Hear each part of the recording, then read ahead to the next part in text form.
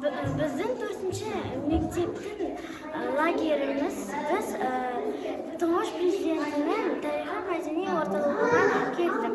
Біз дәстүр туралы сабақты өттік және біз сурет салып сабағын өтіп жатырмыз. Бізге өте ұнайды. Мен Шәкір Айды, 10-ші мектеп, нөмір 10-ші мектептен келдім. Маған бүгінгі музей ұнады, қызықты өтіп жатыр.